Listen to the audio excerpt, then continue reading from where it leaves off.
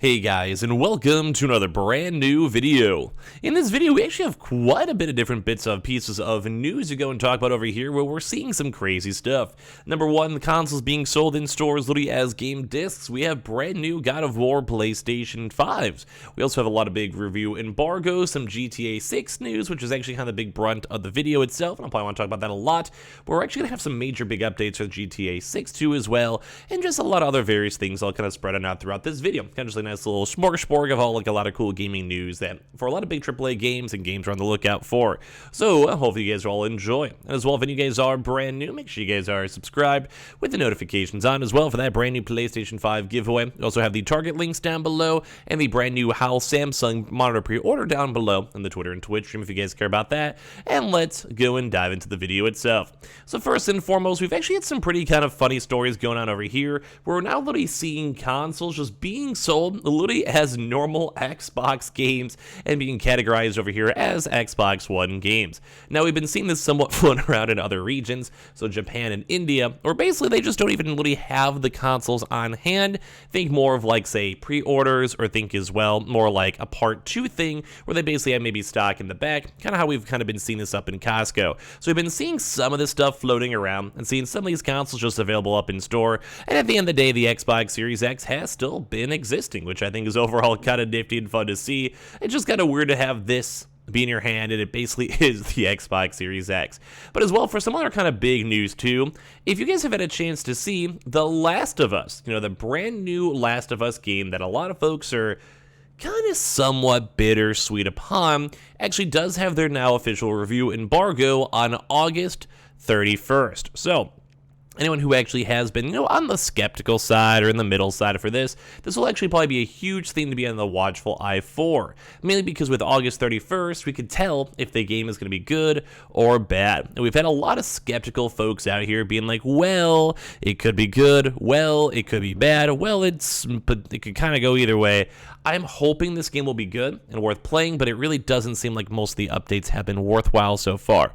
But you guys can kind of give your thoughts and comments on that one, but at least we will know before the game does officially come on out. But the kind of leading to even more bigger cool stuff, Jeff Knightley has actually now been promoting out a lot more additional side stuff. So this is upcoming with the brand new Gamescom. So as you guys know, Gamescom itself is another really big gaming conference, gaming award type thing, like kind of like a PAX, etc. And right now, we'll actually have a lot more brand new gameplay finally coming out with the Callisto game, which, as you guys know, is made by the same folks who made Dead Space 2 and is coming out later on this year, December 2nd, 2022. So with this, we've also now been seeing a lot more extra hype for a lot more brand new games coming out in the near future. So there should hopefully be a lot of, I think it's in like the double digits of new Gamescom announcements coming out throughout these next upcoming few weeks. I believe it's on Tuesday, August 23rd. So there is a lot of cool stuff on the way because we have had a very, very barren past few weeks, past few months, past few years, I feel like, of video games coming out here. So we're seeing a lot more announcements coming soon. We're seeing a lot more like actual gameplay debuts too as well soon. And for some of like Callisto Project, I'm pretty hyped up for that because, as I've mentioned, I play a lot of the Dead Space games back in the day. So seeing more of this and seeing more of the vibes with this, I love it. I like seeing this, and I think this is overall, at the end of the day, going to be some good stuff. But as well, we've also now been seeing even more cool and good gaming news that's been popping up in the news a lot more, which is Gotham Knights. So if you guys don't know, the game now has officially announced that Gotham Knights team is officially gold. And as you guys know, going gold in the video game industry is in regards to the game basically being good to launch. While there may be still a few slight bugs or slight improvements or optimizations or whatever, it pretty much means the game, to the team's knowledge, is good to go, and they're ready to announce the game, and they're ready to announce to have people go and play it. Now, this is also kind of nice too as well, mainly because, well, these are all games coming out in the next few weeks, few months, and I'm kind of excited to play a game like Gotham Knights. We've seen some early gameplay additions we actually showed on the channel itself, and it doesn't look that bad. Now, do I prefer and would rather play like a Superman game or a Batman game, etc. in that same vein and world? Maybe, but at the end of the day, everything looked like it was going pretty good with that. Now, as well, we also even had Cory as well go and mention this. I don't know what game this is for. But kudos to this amazing talented person too as well. And like you have obviously when we're on Twitter, genuine question, why is he doing the I don't know what God of War Ragnarok is bit? But we actually had a chance for people to go and see this and check out the actual console. And now this looks extremely cool. So now this is not obviously an official console, more so on like rendering / design side of it, but this is why I love this stuff. And I'm very curious on why Sony themselves and PlayStation themselves have not been prioritizing these brand new consoles. Like this looks phenomenal. Now, it's probably a lot harder to do like the individual detail like sketching, you know, having individual like crack marks and making sure this all look cool. But like, dude, if you literally just gave me the same exact console, get out of like this random weird like extension and sidebars and all of that, dude, I would love this. I'd be so down with this. You have the console, you have the details. Like, leave a comment down below if you guys would literally be buying this off the top. Like, I just think the amount of detail, if this was a real console, would be phenomenal. Look on, like, the side edges. I mean, even get rid of the side edges.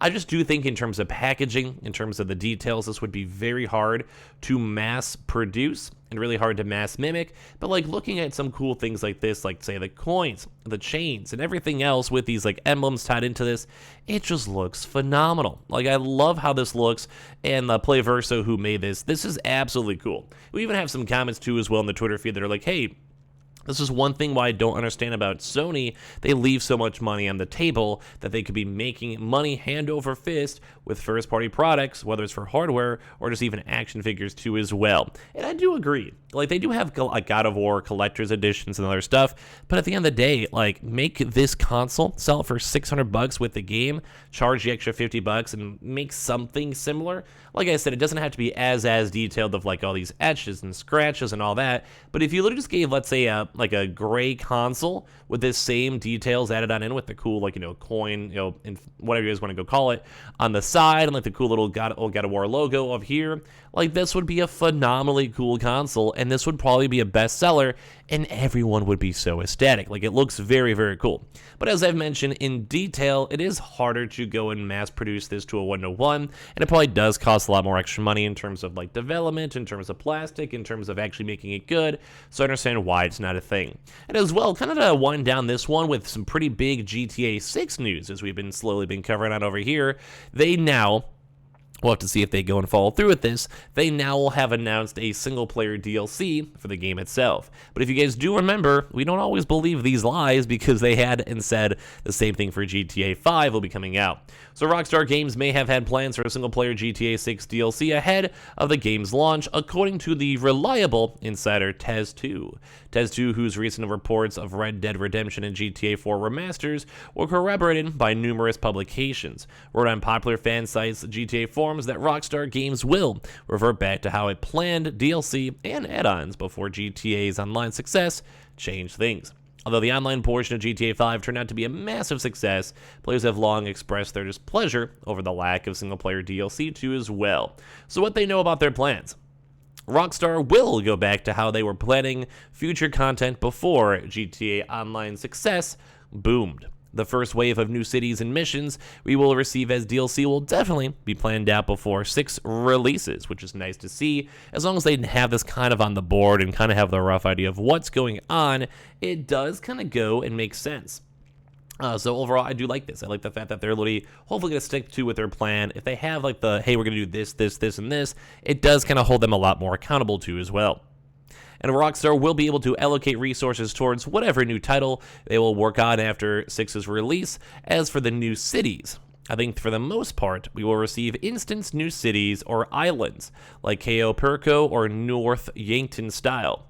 That way Rockstar can introduce a new heist for the next GTA Online mode with each new DLC. If we're lucky, we could receive a fully fledged new city from time to time. And that's been the one kind of big comment I kept on saying. If you have these types of games, and you can have and make brand new micro cities, micro islands, and kind of fill it up how they did with, say, like the gambling DLC for GTA, like the casino DLC, I think that's cool. Like, go and give us like a brand new area, brand new like raid, brand new whatever it is, And then you want to what? It kind of gives like a triple whammy, what basically lets it and makes it allowed to go check out different games, makes it allowed to go check out different areas, and kind of gives GTA incentives because it also make better online gameplay.